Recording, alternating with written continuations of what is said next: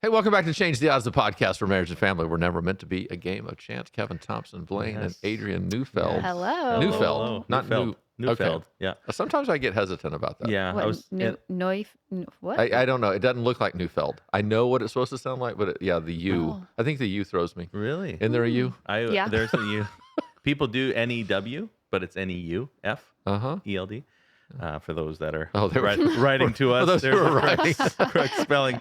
I was at a Hey, golf let me tournament. ask you this. I'm sorry. Okay, I'm gonna. Have you been recognized yet? Have you out? Oh, Have you yeah. been out? Oh, yeah. Recognized? Yeah. Me more so. There's been a couple ladies at. Oh. Well, Only ladies. well. We know the demographic Yeah. we're speaking to. That we're at a church thing, and she says, "I know you from somewhere. Oh, yeah. What is this?" And I was like, "I don't know. I apologize. I don't think that we've met before." Yeah. And she said, "Podcast." Oh, there we I go. love Kevin. I was like, "Well, Oh, well. What about Adrienne? That's very kind. That was very Hey, nice. it's a great reminder. So if you're listening, if you tend to listen to this podcast, go over to YouTube Mm. and you can see who we actually are, because that would dramatically It matters. change It matters. everything. We might even Eventually. change the odds. So you're Of you listening That's again? exactly. So you were talking about. I'm sorry. Oh, sorry. I interrupted. It meant nothing. But we're at the golf tournament, and they spelt my name Neufelder, and I kind of liked it. Neufelder. Neufeld. The old Neufelder. What about that for a nickname? You don't like Blaney. I don't like. I know. I accidentally get into it. I know you tell me not to do it, and sometimes I can't Okay, stop we'll it. just call you Kevy. Which I'm totally fine with. Oh, yeah, See, okay. no, Oh, okay. no, so you're like, why? So my niece calls me that, Mhm. and then some other people picked up on it. So No problem. To me, it's a very familiar, kind of affectionate kind of Endearing. thing. The other thing Yes. that really annoys me, I can live with Blaney from you because I know the heart behind it. That I don't mean to do it. right. At the moment I say it, I regret it. But and I'll spell my name here, Blaine. When people forget the E when they spell my name on something, Oh. that irritates me beyond belief. What is that, Kevin? Wow, you know what that is? No. That is That's why I'm asking. let me. All right, I don't know. This is pop psychology. I feel like that's a little bit maybe of growing up. There were times in which you felt unseen, Fourth boy. and well, this youngest explains everything. Obvious. Like, spell my name. No, I have a I name. need identity. Yeah. That's exactly what that Interesting. is. How fascinating is I that? like Something that. so subtle, I like but that. how meaningful it is. I like I that. don't Yeah. care about that kind of stuff. People call me Adrienne, and I'm like, cool. Whatever. I'll Oh, go there with you it. go. You're 'cause totally you're- go with you're it. But I'm the seen. oldest. I was always So seen. you know who I am. Yeah, everyone knows I'm here. So sometimes whenever the automatic transcript of this, it will misspell your name, and I have to go in and correct yeah, it. but Yeah. I don't care. Yeah. She doesn't care. I'll You just start can leaving spell it. it the I boy do. way too. I do care. Oh yeah, Just yes. Go 'cause ahead you and want change. identity. Does it spell my name? I don't pay attention. I just overlook. You're the third name of this Sorry, podcast, so I who just are you? overlook. All right. Spelling is okay, guys. Neufelder? You know what? Neufelder Is that gonna has work? the. Oh, no. I've got the table today. I've Okay. got the topic. Oh, So I've been going on this for the last little while, and I'm very excited about the idea of couples kind of reaching another level to their marriage. And one of the things that I love to do is assess if a couple is on the right path.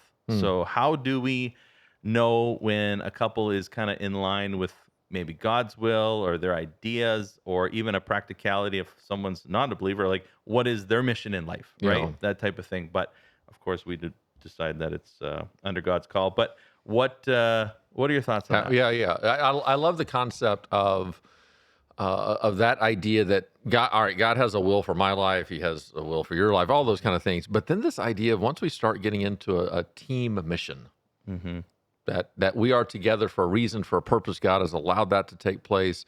That maybe even initiated that kind of concept. Now, what are we created for? And what are the unique kind of areas in which we have the potential to impact the lives of other people? What are some areas? This is something we tend to overlook. What are some areas of weakness? Yeah. Now, you know what? This actually would not be a weakness if I were married to somebody else. Jenny probably has a long list of these kind of areas. But now, because of our unique makeup, this is actually an area that we struggle a little bit more.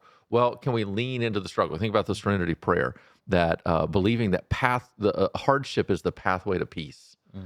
Right. So even I think your unique struggles as a couple, now it could be an aspect of God's plan of how to mold you into who he wants you to be. So yeah, so here's what I did. You called me up. You kind of gave me this idea. So I just took a little bit of time, not deep brainstorming. This is not the be all exhaustive list in any way, but I do have some basic concepts of let's look at 5 things that if this is an aspect in the couple's relationship, they probably are very well right in the center of where God wants them and progressing in a proper way. Yeah. Let's dream up things that aren't. Right. What would not be signs that you're right in the center of God's will? One is, everything's going great. Everything's perfect. All right. That is in no way associative of whether or not you are doing what God has called you to do or not. Because think about this. If that's the sign of God's will, that means hard times. Or not. We've messed up in some way. Here's the reality. You can, for a season, be extremely happy and externally satisfied in the midst of your own sin-filled rebellion. True. Some of the happiest people I know are in the early stages of deception. Right. And it's exciting. Right. So we cannot make that the ultimate marker. Now, you can look over a lifespan of that kind of thing. Obviously, sin is going to have an erosive effect over time. But at any given day, you can be, think about, right? As a church, we're studying Ephesians. Paul's in prison in Rome. There had to be days in which he woke up not happy about his circumstance, right? And yet God was using it in amazing ways. Right. And in the same way, there could be somebody listening today who's making extremely foolish choices. And the giddiness that can come with the feeling of what they're getting away with and the excitement and the new thing and all that kind of thing. You cannot put your emotion as the ultimate litmus test. Yeah.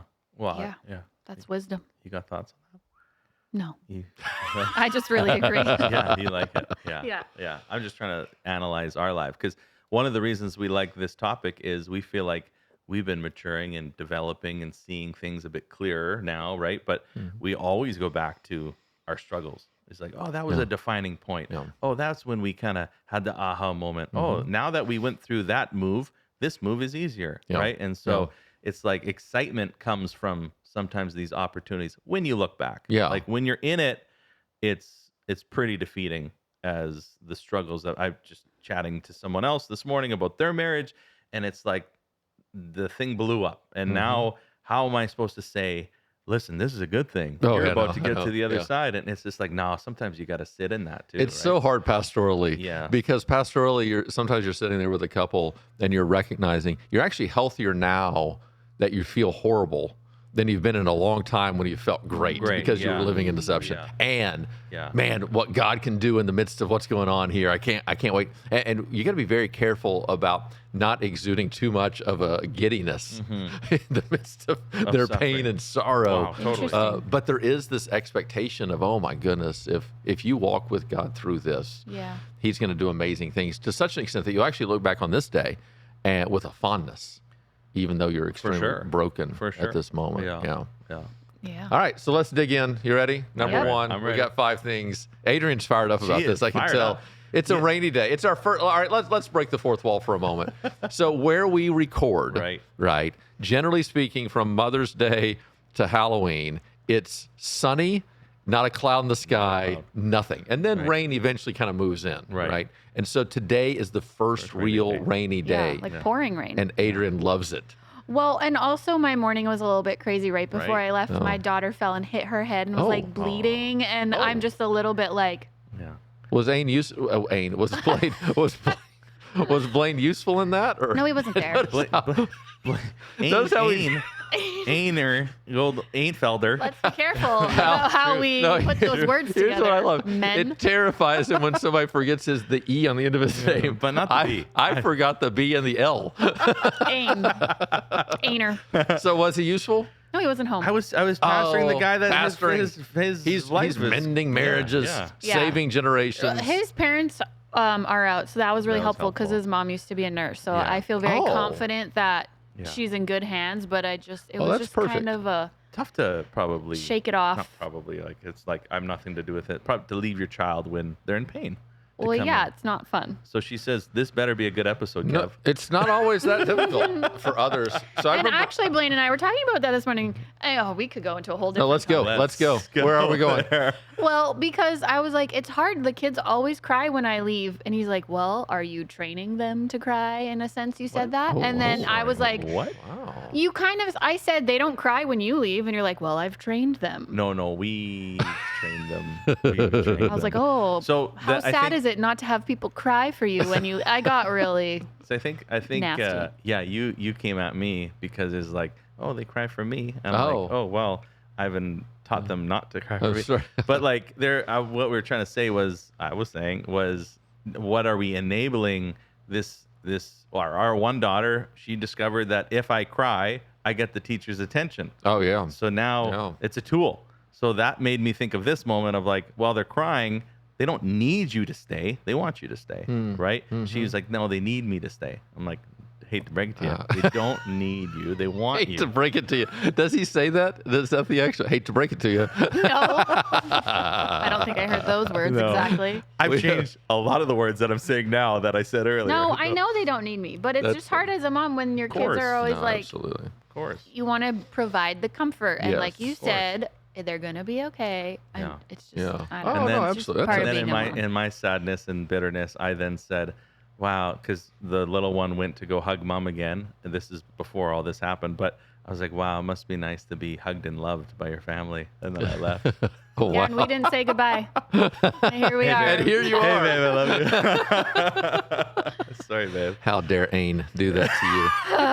Anyway, all right, so now let's get back to God's will. Yeah. Yes. Apparently, y'all are not living in currently. But it hasn't been easy, so isn't that like a good sign? That's a hardship. The Serenity Prayer. Hardship is the pathway to peace. There you go. We're growing from this morning. Sign number 1. Let's hear it. That you are growing in awareness of God's presence and your own giftedness. Yes.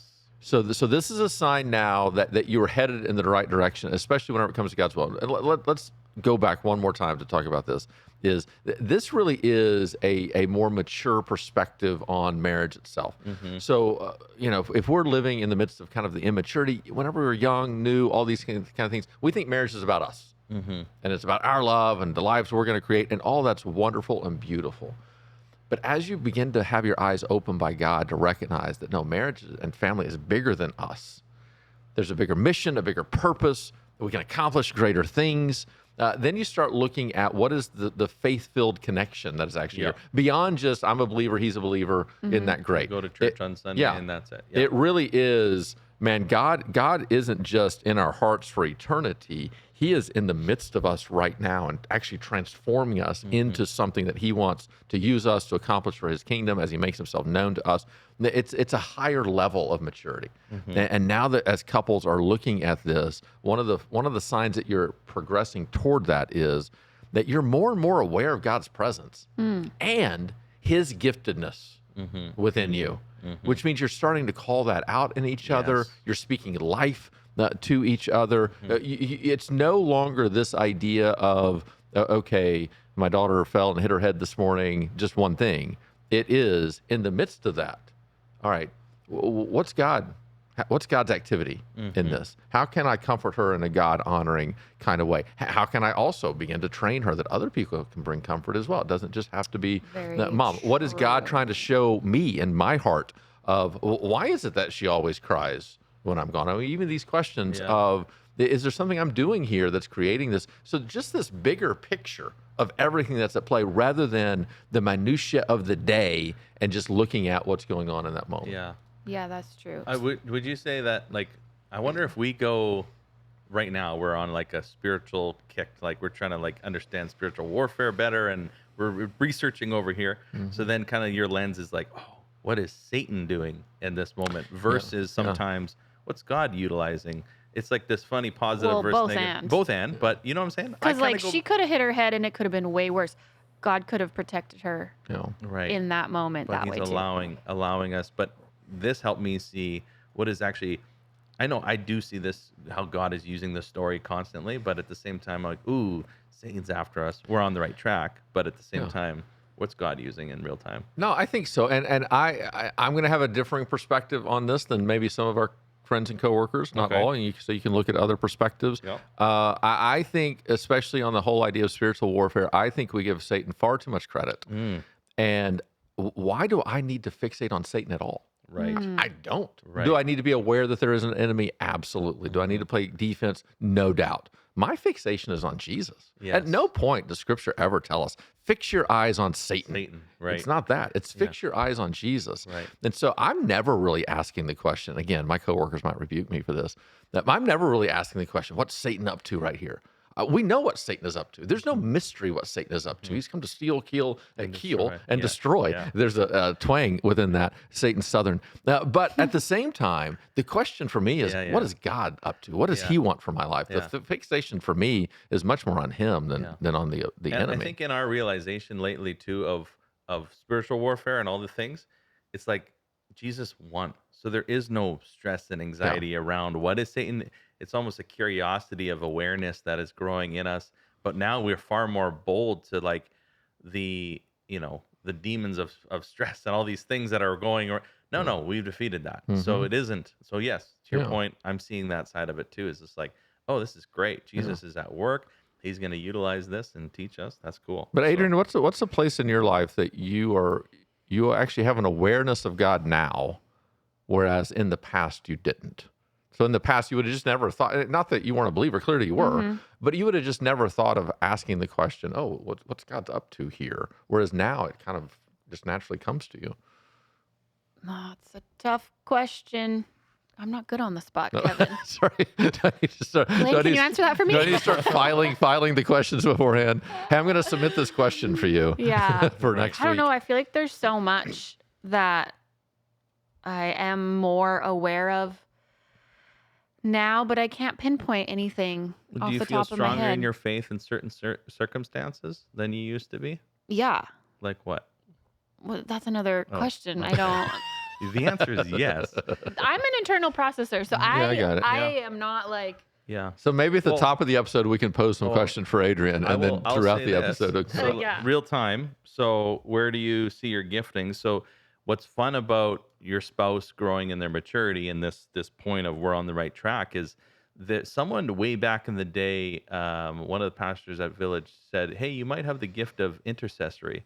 You should read this book, Tim Keller's prayer book. I'll tell you, it hit me. And then we're doing this Rooted program and we're praying, and she's been wanting like, God, like use me too, right? We've talked about this. And so she went over and she's like, oh, there's a guy that has a knee brace. I'm going to pray for that guy with a knee brace. She goes and prays. And this is stretching herself, right? Yeah. Oh, yeah. As we know her. I have like YWAM PTSD where we were sent out to go like talk to random people. And so it makes me very uncomfortable to be like, should I pray for him? Right. Oh, yeah. And so then the boldness happens and she prays for him. And now there's a healing that's happened. And that was last week. And now this week she goes, oh, no knee brace? He goes, no. Feeling better. Was neat because here's a moment that God is asking you to stretch yourself and use yourself.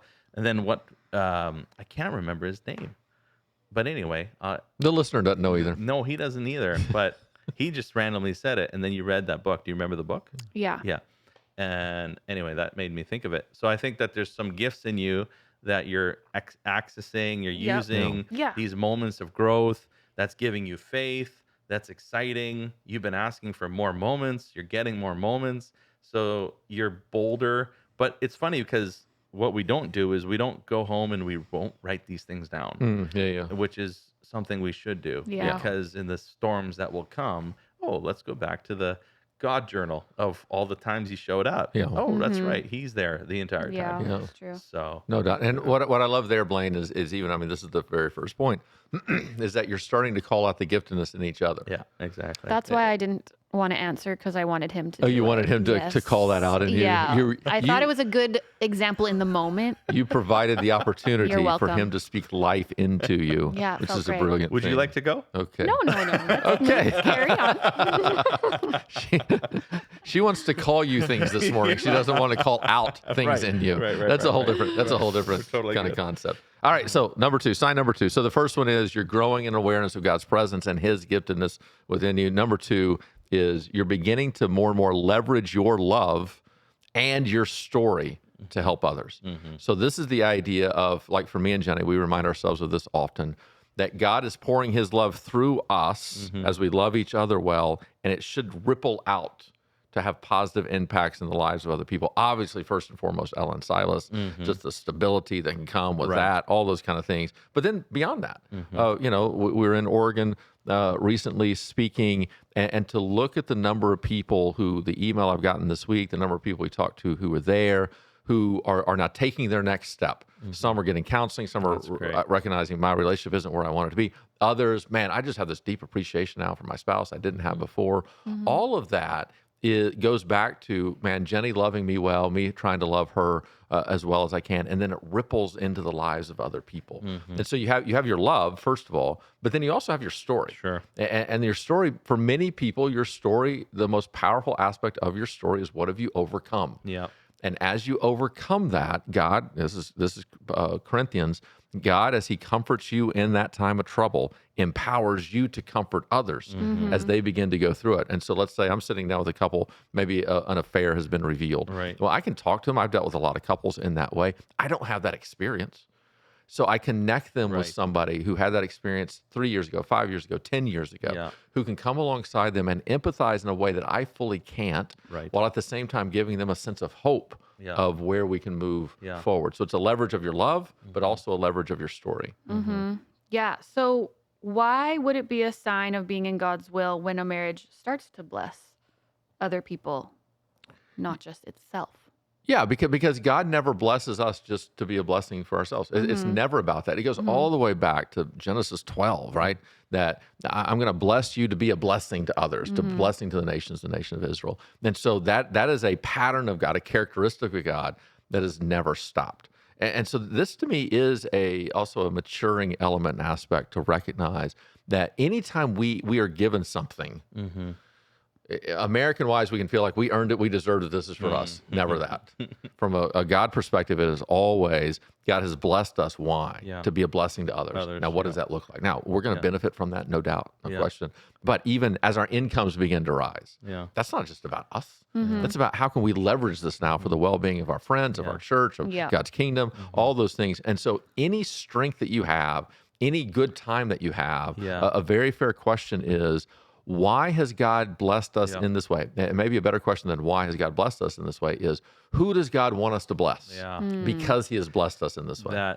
It's very applicable to us right now in our season, right? Because I think as you say, the bank account might go, the bank account has only gone down for us, but the influence for us has gone up through our story. So, and our content has gone up through our story and the season that we're in. So suddenly little different things are rising where we feel, oh my gosh, there's a wave. Okay, Lord, what do you want us to do with that wave? Where are we going with that wave? And we're here for it. We're just you as us. But then it's just constantly more favor, more opportunities, more little things on that path, which validates some of this point here. What do you, in our story, what do you think we bring? I have a thought of someone we talked to yesterday, but what's one of the things that we can leverage in our story? You asking me? Yeah. No, the person behind you. Once again, he's putting you on the spot. Do you notice what this? is happening today? Leverage our story. Like, what do we bring when we're chatting to a couple? I think we bring authenticity.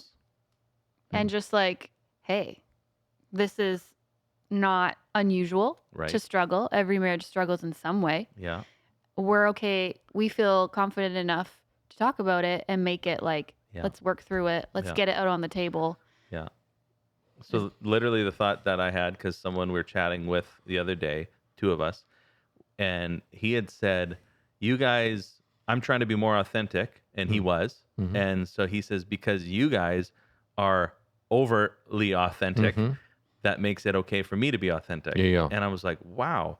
Because then we started to talk about everything, all kinds of great things that came to light, and he felt hopeful and encouraged by it. And it was really neat. So it's just like, wow, now, not only our individual gift, I think that there's a couple gift as well, and many maybe. And I don't know, I don't know that I've ever heard spiritual gifts as a couple, but maybe there's, different words for this, but you know what I'm saying? Where it's like, wow, we have this opportunity to be authentic, to open up the doors and say, guys, literally send the questions in because we're struggling with it. We know people are struggling with it.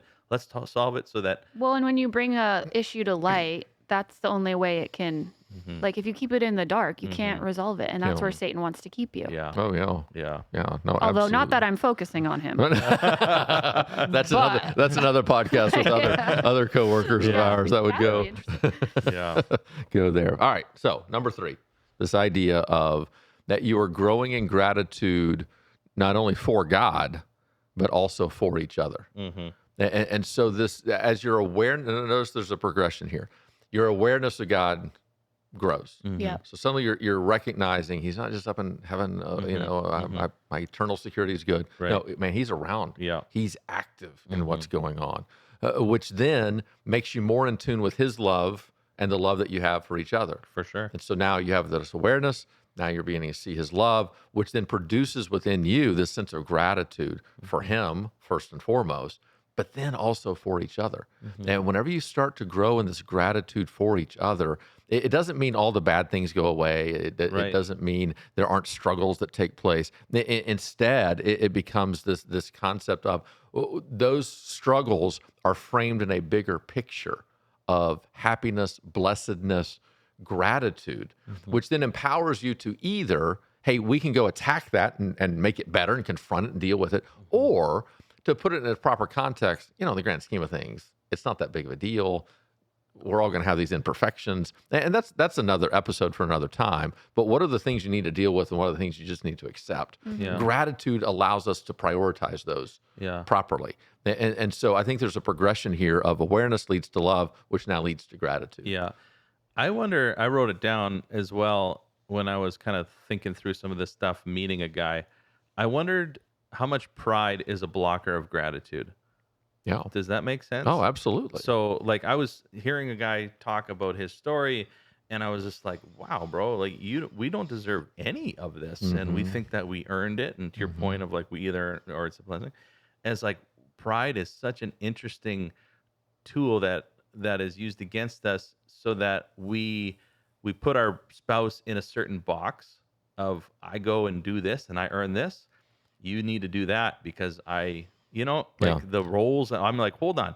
Our best values and the best moments of our life is like when we see each other as a team partner, right? And it just keeps going up and up and up in the best way because we take the pride out of it. Yeah. It's like we're humble enough to know what a blessing. So I would look at that. I would say pride is a characteristic of immaturity. Okay. The more immature we are, the more prideful we are. Think about how we're overestimating our ability, right? Yeah. We can see this in a very playful way, in a cute way that's totally fine, which is, whenever you have a 4-year-old boy and you put the Superman cape on him, he honestly believes he can now fly. Right. And that's as cute as can be, the imagination that's there, but it's a sign of immaturity. But he grows out of that to recognize just because I'm wearing a cape doesn't mean I don't have abilities, or I have abilities that I don't actually have. But what's cute in a 4-year-old is not very cute in a 40-year-old. Right. Yeah. And so the idea of this guy who thinks, look at how great I am and everything I've achieved, everything I've accomplished, and literally in his viewpoint, I have done this all. And it's complete foolishness. It's total immaturity because he's not recognizing the blessedness of where God has already placed him, the giftedness that God has given him, the opportunities, how easily one thing could have gone wrong, and it hasn't. The very heartbeat within his own heart, he's not making it beat. Right. God is allowing that to take place. Right. And so it is maturity that is expressed in gratitude. It's immaturity that's in respect expressed in pride. And we've talked about this in previous episodes. Immaturity causes division, right? Maturity causes unity. And so gratitude creates this unifying element within us because we recognize what we don't deserve and we're grateful for what we have and we can overcome. Immaturity, pride leads to division. And now I really deserve better than you. And it goes back and forth, right? Like it's like, resentment towards each other because my opinion is I deserve this. Well, no, you didn't do this. You hurt me here and just gonna... when I was talking to this gentleman, he came to the conclusion of, I was like, so how do you think you can get over this pride? He says, I know I have to just pray for a softening of my heart. That's it. And I have to do it every day and let God work and work and work. What are some steps that people can take if they find themselves in that. Well, and I also think within that, I think intentional steps of generosity will be that as well. Because here's the thing with pride. Pride will lead to hoarding, materialism, all those kind of things, right? And so I'm going to leverage this, what I've been given. I'm going to see more and more of things that I've accomplished for me I deserve. Yeah. And so I'm now going to build this whole life of things I deserve. But here's the problem is you're never going to be fully satisfied. You're always going to think that you deserve better or more in some way. And then you get on this treadmill of kind of materialism to achieve and accomplish more to better satisfy, and you're trying to satisfy a hole that it can't actually satisfy. Yeah. Whereas if now you begin to see, you know what, there's pride in my heart. How can I begin to give this away? How can I live in a very generous way with my time, with my talents, with my resources, money, all those things? And then I begin to see how God is working through me to impact the lives of other people. Well, that begins to erode away at my pride, because what's happening is generosity is an element of maturity as well. And so as I begin to take these steps of maturity, then it produces within me now a sense of gratitude. Positive return. That's cool. Yeah. Does pride block vulnerability? Oh, 100%. Because it's important, or like something we want to do is speak life to your spouse. But I feel like for some people that would be really hard because it's a very vulnerable thing. So if you have pride, you can't even do that. Yes. You won't let yourself get there. Because pride fixates on self. Yeah. And so to speak life into somebody else, you actually have to take the spotlight off of you, place it onto them, and now you're calling life out of them, seeing the strengths that are there, which is a very vulnerable piece, because if you speak life to them and then they use the very strengths that you called out of them against you, that's not good. Well, that's a dangerous place to be. So it truly does take this trust and respect to lead to this vulnerability to where now you can begin to do that. And notice the difference here. Unhealthy relationship. Even whenever I do something good, I'm going to speak life into you. That empowers you to use your strengths against me to my detriment. Makes you stronger in a sense. Against me. Yeah. Yes. Whereas in a healthy relationship, as I call strength out of you, you use that now to bless me. Right. Which empowers me to do more of that, which then empowers you to speak life into me. And then we have this beautiful reciprocal relationship where our strengths are being used for the well-being of each other. Yeah. Whereas in the unhealthy relationship, the strengths are being used to wound each other. Oof, yeah. So then what does that look like in an everyday conversation? For a couple. Yeah. To speak life yeah. into someone. I think it means, we talked about this a couple episodes ago. What does it look like to speak truth in love? Yeah. And so I think that's really what it begins to look like, which means even whenever it is a friction or a frustration of something that has not gone well, all right, it's not truthful just to allow that one thing to define the totality of the partner or the other person or your own experience. What is a truthful statement? It is, look, this happened. I wish it wouldn't have. We need to figure out a way to do better. And here's all the ways that you tend to do better. Here's what is normal for you in this situation. So what a great opportunity for us to figure out how to fix this. Well, now you're framing the negative in the concept of a much larger positive on a very practical day-to-day. Normally, Blaine, you would be home when our daughter breaks her head open, right? It's so unusual. You would think, he's probably golfing. But sorry, that was prideful. But the idea then to be intentional and to see what are the giftedness within my spouse that because their own insecurities they don't recognize. I love it. And let's call life into that. And then begin to subtly emotionally push toward what does the expression of that look like. And I'm going to be here to support however things go, for good or bad. We're going to be right here along the way. That's what I think it looks like. And then I think there is a very basic concept of gratitude in the average marriage we need to work on, which is, hey, thank you. Thank you. One of the things I love about my son is we go out to eat and, we go to lunch. It's kind of our thing. And whenever we pull in the garage, as he's getting out of the car, he always says, hey, Dad, thanks for lunch. Yeah. Well, man, what that means to me and how easy for a 17-year-old kid, most kids don't recognize I'm doing this. It's our money. I mean, that's what they think, right? They think we have this. We're just buying it. I deserve that lunch. No, that's exactly right. And so just that little thing of gratitude, what does it look like? Jenny does this without fail. Hey, man, thank you for cleaning the kitchen. Yeah. Well, you don't have to thank me for that. Like it's not like it was your job and I took it over from you. But speaking that sense of generosity and gratitude in the midst of the relationship, I would say, please and thank you oftentimes matter more than sex. Mm-hmm.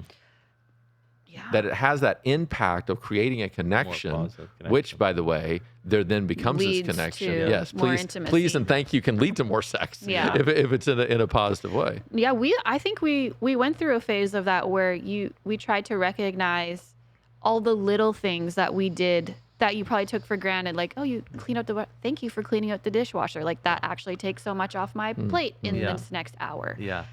Do you remember? I remember literally, like, deliberately, we were working on that.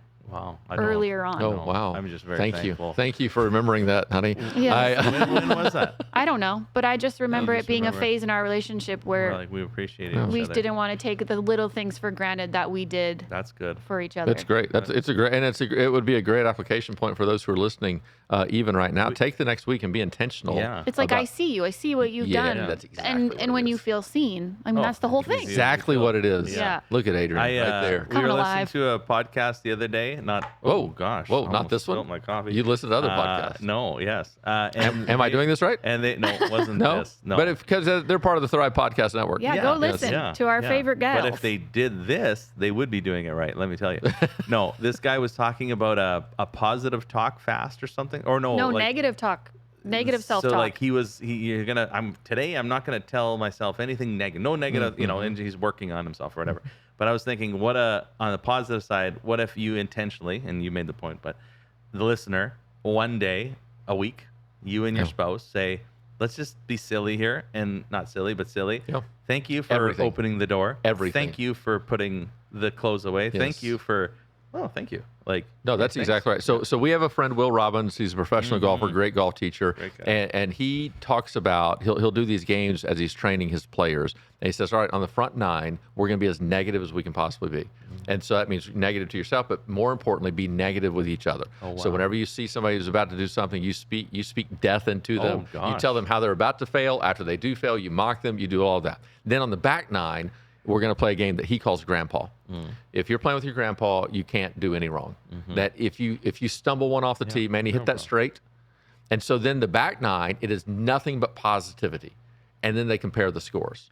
It is striking. It is striking the difference that happens there. You should do that with Cash. With just the positive talk. So, and I think I do, correct me if I'm wrong, I'm a pretty positive guy. Yeah, I would say so. Annoyingly so. And annoyingly so to you too. But when I golf, a lot of people will say, wow, I play so well with you. Yes. And it's like, I always thought it was, I think I help people feel comfortable to our point of vulnerability. We're just here having fun, take the pressure off. But I always, bro, that's a great, look at you now. You have a chance at the green still. Wow, that's great. I have a chance at the green. I should hit the green. You don't even realize you do it. So this is a side note that we should not chase right now because this is not a golf podcast. But here's what I hate about myself. Maybe we start one. I won't be on it. Let me tell you, you're the caddy. Hey, you should just be over in the corner and keep on going. Is this over yet? Yeah. I'll drive the car. Ordering Amazon packages at the same time, right? Sure. So, but here's what I hate about myself on the golf course is I will be in a match with somebody else and they're not playing well, which should be a positive for me. Right. My pastor nature kicks in. I can't stand it. Right. And so I will try to find ways to encourage them and to help them. Want them to right? succeed. And then they start playing well and it irritates me because I'm like, oh my goodness, I had this match won. What am I doing? We don't have the killer instinct. Everything's so mental. Because it is so. And then I'm thinking about caddies, like how valuable. I always thought, the pros are the pros. They can hit the shot, but no. Yeah. The mental side of hitting the shot is everything at that level, right? Yeah, so, no doubt. All right, brother so Brennan number would be 4. a very good caddy. We got to move on. Number 4, we're running out of time. So we began with awareness, went to love, went to gratitude, and then what does gratitude produce? It produces obedience. And so are you growing in obedience? And notice this, in both omission and commission, right? So these are kind of theological terms. Our Catholic friends are going to know this terminology very well. So are you obeying by your stopping to do the things that you aren't supposed to do? Right. Wait, what? And then are Say you that again. obeying? In other words, what are the things that negative to me? What are the things that Scripture says don't do? Don't to do? Don't to do. This is why I'm confused. What, I don't know what, I'm a professional communicator, Adrienne. I don't know what's wrong here. And now you know as a listener that we do not edit these podcasts. Yeah. So in other words, obedience has 2 tracks. I'm not doing the things I'm not supposed to do. I'm obeying Jesus by he says, don't do this. I'm stopping. But here's the problem, especially for those of us with a background, Adrienne, you and I tend to have a little bit more restrictive background. For many, that is the extent of obedience. Are you, as long as you're not doing the list, you're obeying. Right. No. That is not full obedience. That is partial obedience. Full obedience is then the things that he has commissioned us to do. Are you doing those things? And so one thing that obedience looks like here is, and notice the process. There's a very intentional process. We grow in the awareness of who God is. That empowers us with more and more love. It produces a gratitude. Obedience flows out of gratitude. It's not out of drudgery. It's not out of duty. It is now out of a thankfulness for who God is and what he's done for us. Now I want to obey him. So what are the things he says stop doing? Let me stop doing that. Let me stop being angry and allowing that anger to express itself with a bitterness and a rage and a slander and a malice. I need to stop those things. Okay. But then what else do I need to do? Now I need to be kind and compassionate, gracious, forgiving in Christ Jesus. So it's this idea of I stop saying the negative things. I start saying the positive things. Right, because it's both of those tracks. Yeah, you could be like, well, I'm not angry, but you're also not speaking life into your partner. You're not making them feel seen. Yes. Right. Yeah. Like this morning. Is that what you're thinking? Yeah.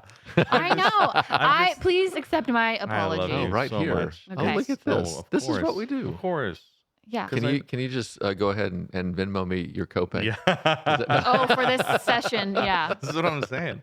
But what it does is it brings out the silliness of like, what are we saying? Why are we upset? These words actually matter that we sit and say in frustration because we're reacting to a moment.